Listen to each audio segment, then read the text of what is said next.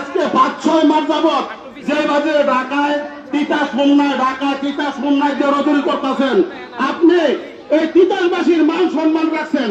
আমি মনে করি আপনি মাসিমপুরের তিতাসের হোমনার লোক না। আজকে হইতে আমরা এই 5 গ্রামের আমরা মনে করবো যে মতিন সাহেব এই 5 গ্রামের লোক। আমরা সবাই মাথা টাকা বুঝি না, আমরা কোনো কিছু বুঝি না, আমরা মাটিরে ভোট দেবো। আমরা এই এলাকায় মাটিরে ভোট দেবো। কিন্তু মাটিরে ভোট দিতে গেলে সরকারের অনুমোদন প্রাপ্ত একটা মার্কা লাগে। ওই মার্কাটা কি তালা?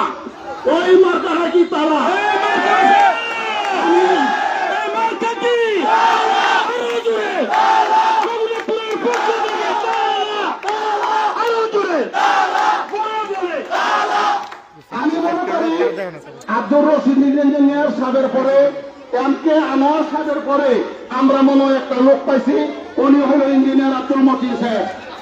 আমরা সবাই দলমত নির্বিশেষে আমরা যারা হাটে ঘাটে মাঠে আছি, আমরা সবাই মিল্লা মহিলাগরও বুঝাইয়া আমরা 12 তারিখে তালা মার্কায় ভোট দিয়া আব্দুল মতিন সাহেবকে জয়যুক্ত করবো ইনশাল্লাহ।